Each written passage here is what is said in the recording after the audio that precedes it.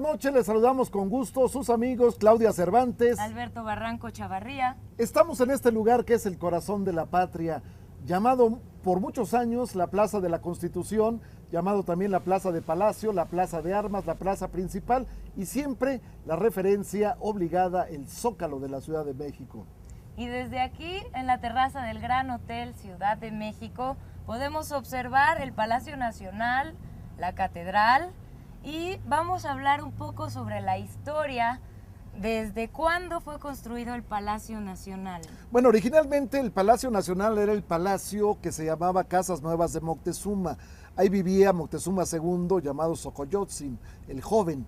En este espacio, finalmente, bueno, vienen los conquistadores no se establecen en ese lugar, sin embargo, Hernán Cortés, cuando Carlos V lo nombra Marqués del Valle de Oaxaca, se establece en ese lugar, quiere hacer su casa, sin embargo, le gusta más la parte de enfrente, donde estaba el Palacio de Atzayacal, donde estuvieron justamente los españoles hospedados a su llegada, y esa casa se queda ahí como una herencia para su hijo Martín Cortés. ¿Quién fue el primer virrey que habitó el palacio? El primer virrey que se instala en el Palacio Nacional es don Luis de Velasco, padre, porque hubo dos Luis de Velasco que tuvieron el mismo cargo.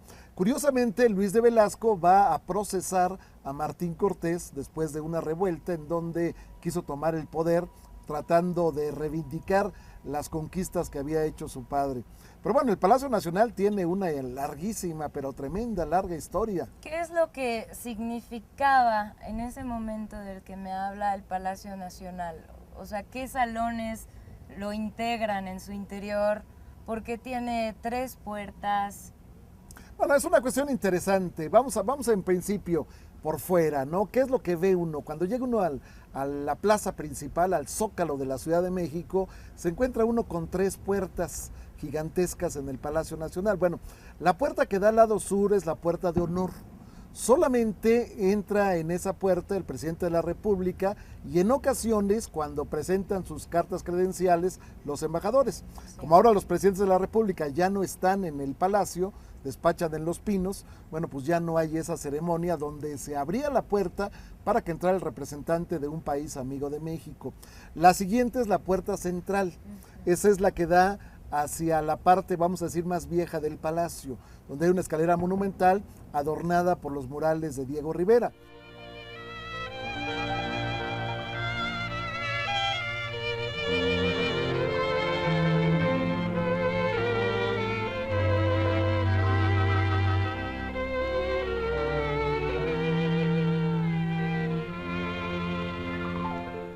Y a continuación, en la parte norte, está la Puerta Mariana, que se llama así porque la construyó el presidente Mariano Arista. Esas 3 puertas, bueno, cada una tiene un significado distinto, cada una de ellas tiene un escenario.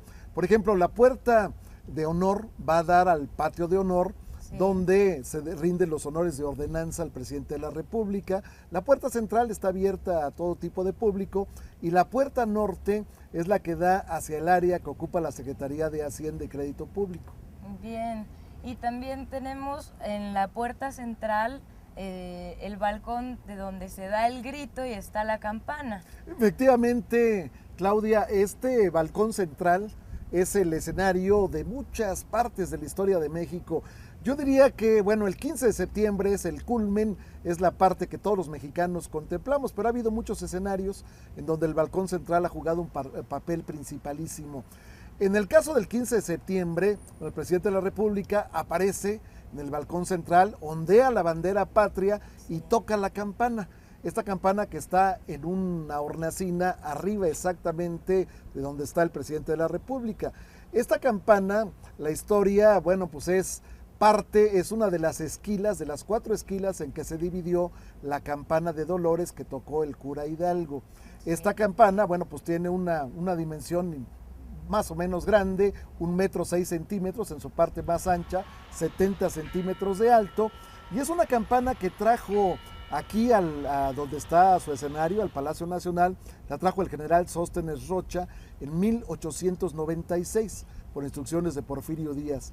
Fue exactamente a Dolores Hidalgo, ahí reclamó la campana, se hizo pues un manifiesto donde se da constancia de que se trata de la campana auténtica. Este palacio con tantos años y con tantos salones que tiene, ¿cuáles han sido los eventos que internamente han transformado la historia del país? ¿Qué personajes han desfilado por esos? Porque tienen unos murales preciosos, unos salones espectaculares, pero ¿qué es lo que realmente representa? ¿Algún personaje de la historia que haya fallecido ahí? ¿Alguna historia de romance? Bueno, desde luego, historias de romance hubo muchísimas. Los virreyes, pues prácticamente todos, a partir de Luis de Velasco, vivieron en ese lugar, ahí se hicieron muchas cosas. Adentro del palacio hay desde el Jardín de la Emperatriz, que lo cuidaba la emperatriz Carlota Amalia. Estamos hablando también de la Capilla de la Emperatriz, que alguna vez fue escenario de la Cámara de Senadores. También estamos hablando de otro lugar que usaba el emperador Maximiliano y que después fue la Cámara de Diputados, que finalmente se incendió y que después se reconstruyó, que está tal cual fue donde se firmó justamente la Constitución de 1857. Pero bueno, el Palacio Nacional tiene muchas historias que contar. Lamentablemente, pues no tenemos tiempo de seguir narrando. Hilaríamos una y otra historia. Son muchos siglos. Muchos siglos, y ya estamos próximos a festejar el bicentenario de nuestra independencia. El bicentenario de la independencia. Pero el Palacio tiene muchos años más de historia.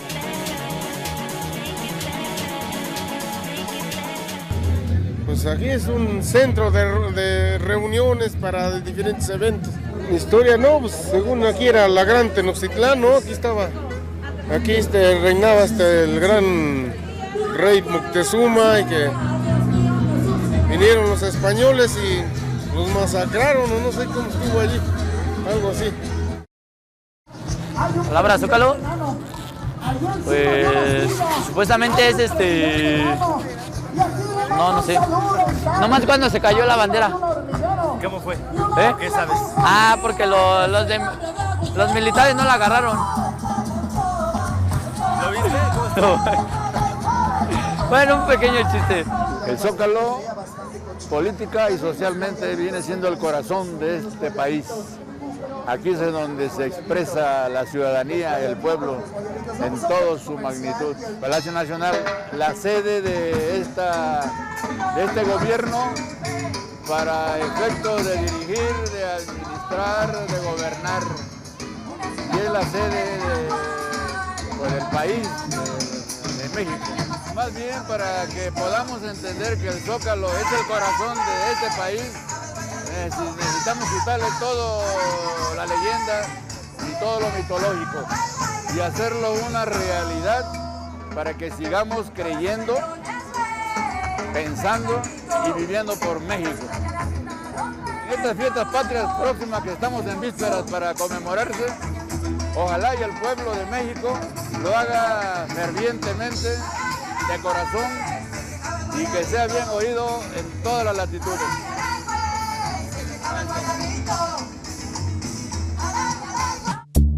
Es algo bien padre porque el Palacio Nacional, la iglesia, todo, hay personas que vivieron antes y han pasado muchas vidas ahí. Según esto pusieron una parte, ¿no? Era como lo primero que pusieron de estos cimientos o algo así. Sí, ¿no? Según yo era eso, se llamaba eso Zócalo y por eso se le quedó Zócalo aquí. Como lo que representa México, como algo acá chido, donde puedes venir y pues, disfrutar, ¿no? Un poco de lo que tenemos. Para mí es un centro, bueno, se puede decir una localidad donde se conjura la gente a festejar cualquier cosa, por decir un aniversario de algún, por decir el 15 de septiembre, el 20 de noviembre, el día de 1 de mayo y todos esos eventos, el 20 de noviembre también, una emoción, es emocionante. Yo traigo a mi familia cada año a traerlos aunque sea a dar una vueltecita, ¿no? Para que también vayan conociendo nuestras tradiciones. Mi mamá desde chiquita nos traían, cada año, nos traían a la feria, y bueno, que antes era más bonito que ahora, ¿no? ¿Por qué era más bonito?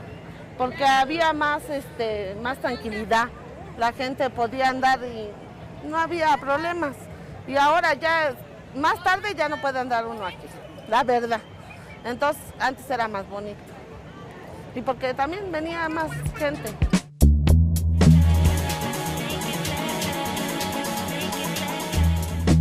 Para mí se me hace una área cultural, familiar, bueno, para que gente venga a entretenerse, ¿no? Me llevo muchos pues está muy lindo aquí todo, nos tocó mirar el Templo Mayor, varias cosas aquí cerca, que todo bien bonito todo. Para celebrar, venimos a vender acá y nada más. Que me gustó ver el Zócalo como está bonito, me gustó mucho. Se dice Zócalo, ¿no? Porque es una plancha donde se reúne todo el pueblo, digamos, ¿no? Para festejar, por decir nuestro 15 de septiembre o para cualquier evento. Es un centro para promoverse, para ver un evento, para, ¿cómo se llama? Para tener también convivencia con toda la gente, con toda la sociedad. En 1955 que yo llegué a México, aquí había palmeras, era un jardín, había jardines, ¿sí? Había pasillos donde pasaba la gente y bancas para sentarse, ¿no? Para leer, para meditar, para lo que sea. Y en lo que era la catedral, ahí había la vía que pasaba el tren. Había todavía los trenes, los tranvías. ¿Sí? Ahora ya cambió todo esto, pero de todas maneras se ve bien. Se ve bien porque así cabe más gente, hay más eventos culturales, como por ejemplo que estamos viendo ahorita. Esta feria de la artesanía es muy bonito, para que el pueblo tenga pues, todo lo que es la artesanía nuestra, lo que es nuestro México. No tenemos necesidad de otros países de que nos muestren su artesanía. También tenemos nosotros lo nuestro, lo bonito. Yo sabía una leyenda que aquí en la calle de Moneda, el Zócalo, o sea, el Palacio Nacional tiene un túnel, ¿sí? Y quedaba enfrente de la casa, ahora lo que es la Casa de Moneda, lo que era la Casa de Moneda, ¿sí? Y que allí salía el virrey de aquellos tiempos por el túnel y se iba con una persona, una señora, ¿no? Que era la señora de su ayudante del virrey, según el mito, la leyenda que yo sé, ¿no? Y decía que era su amante. Su amante, era su amante. Pero pues, son leyendas, no se sabe, la verdad. Uno lo lee, lo ve, no sabe uno exactamente, ¿no? Pero según lo que se dice, pues eso es. Continuamos hablando sobre el Zócalo capitalino, como le llamamos hoy, pero que ahí ha sido muchísimas otras cosas que no podemos imaginar, que no tenemos ni un registro conocido como lo que era el Parián, el mercado más grande o más importante del mundo y que fue derrumbado por el presidente López Santana. Antonio López de Santana. Bueno, en realidad el Parián era un mercado de importación. Llegaba la nao de China, que en realidad venía de Filipinas, llegaba a Acapulco, sonaban las campanas anunciando la llegada de este acontecimiento y entonces las mercancías se traían a este mercado donde acudía pues la gente pudiente de la época, Rico, sí.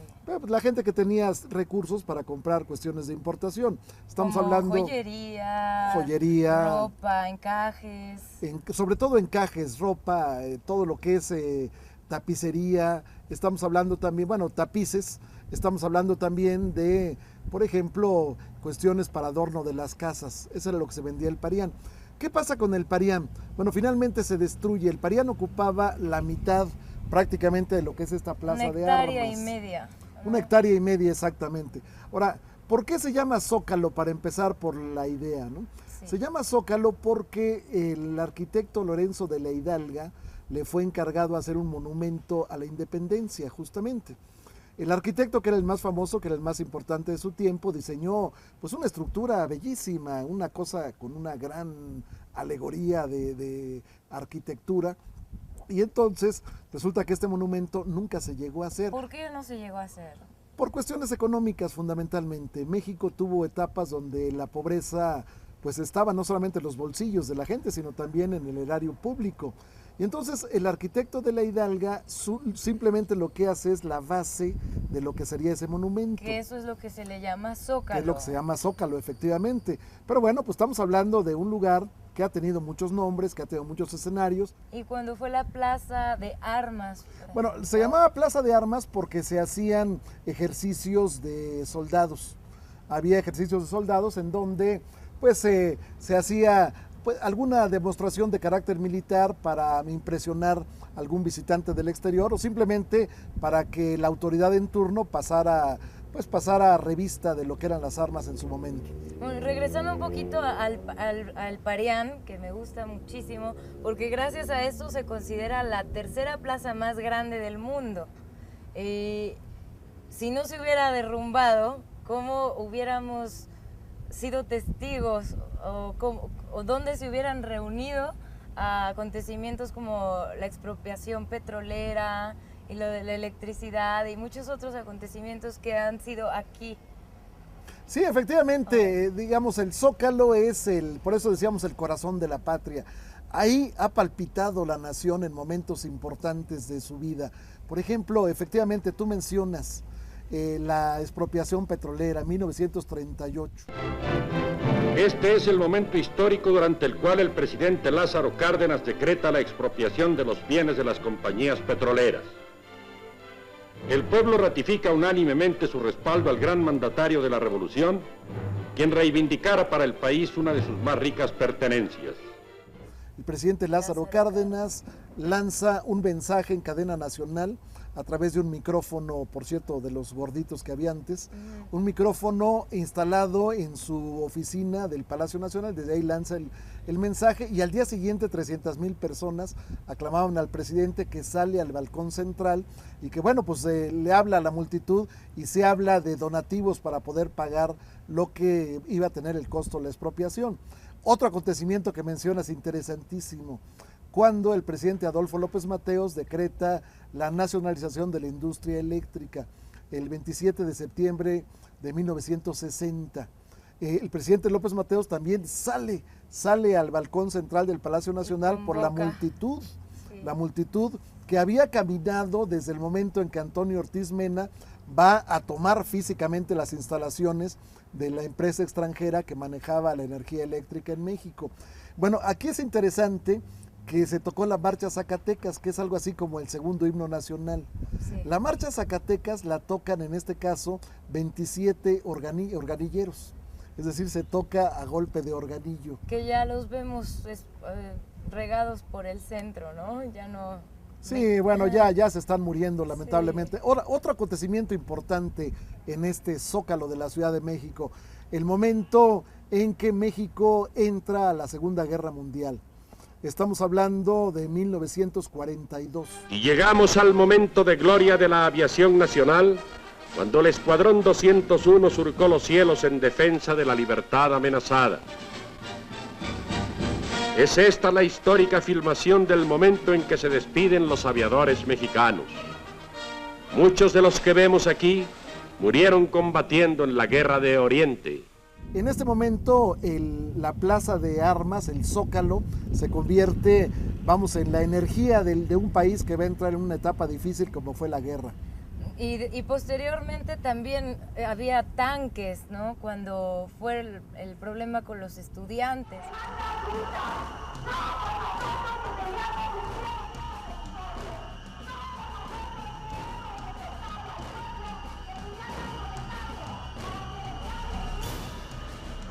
En 1968, el movimiento estudiantil universitario, sí. Estamos hablando el 13 de septiembre de 1968, impresionante, lo más impresionante que se ha visto quizás en la vida de la Plaza de la Constitución, cuando entra una multitud en lo que se llamó la manifestación del silencio.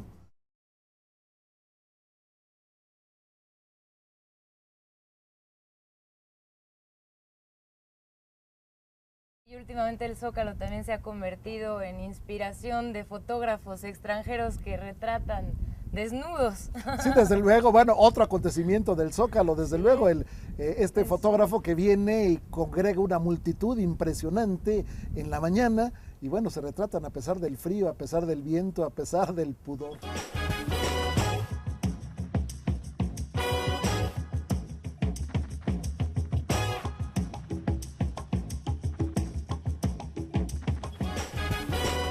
A través del tiempo, la ceremonia del grito de independencia ha ido evolucionando, en principio porque se gritaba mueran los españoles y viva Fernando VII. ¿Por qué Fernando VII?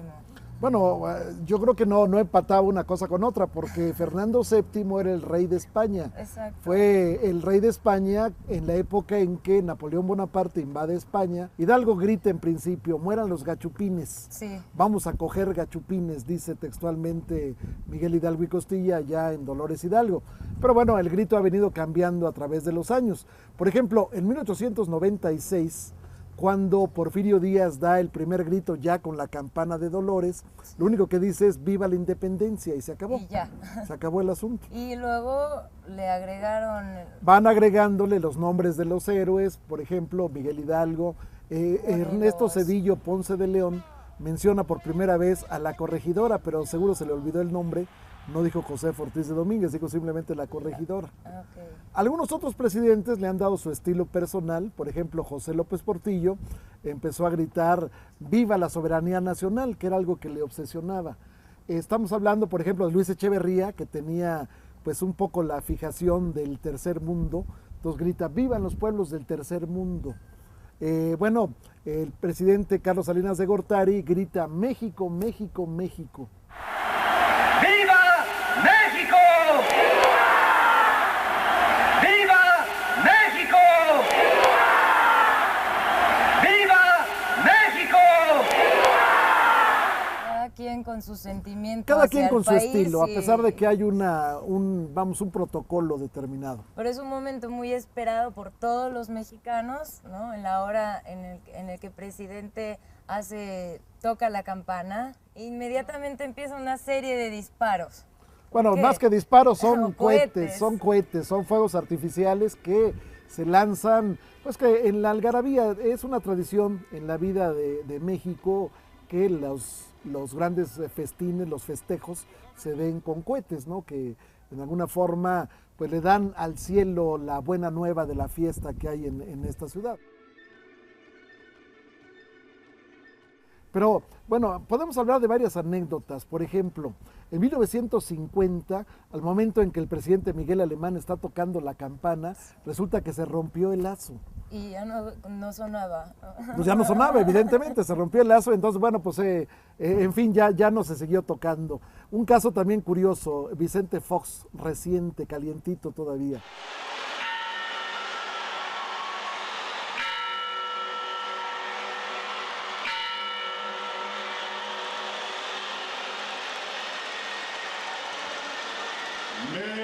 Mexicanas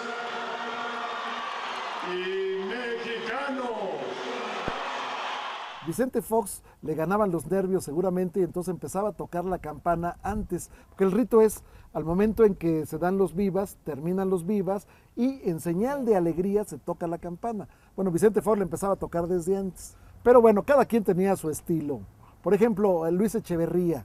Luis Echeverría, bueno, pues en lugar de bebidas espirituosas daban agua de horchata, agua de sabores, se ponían equipales mexicanos, era una cena tradicionalmente mexicana. El plato favorito de Luis Echeverría, budín azteca.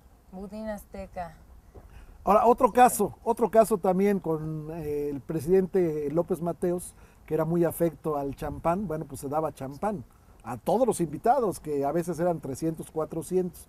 Ahora, ¿quiénes vienen a la fiesta del grito de la independencia? Bueno, se invita al cuerpo diplomático, se invita a los funcionarios, a los representantes de los diversos escenarios sociales del país, digamos los miembros del sector privado, los representantes del sector privado, representantes obreros, periodistas, medios de comunicación, diplomáticos. Pues bien, estamos a unos minutos de que esta plaza se empiece a llenar de personas del pueblo, cientos y cientos. ¿Cuántas personas caben en el Zócalo? Bueno, tiene 262 metros de ancho y 262 metros de largo.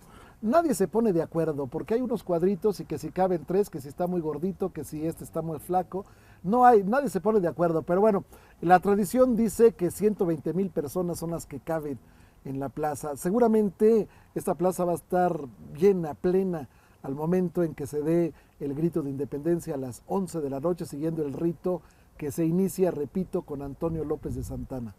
Bien, y no olvidar el origen, ¿no? O el motivo principal, nuestra independencia como nación, libres de los extranjeros, la soberanía, el patriotismo, todos esos símbolos, ¿no? Patrios que nos identifican como nación. Despedimos este programa desde este maravilloso escenario.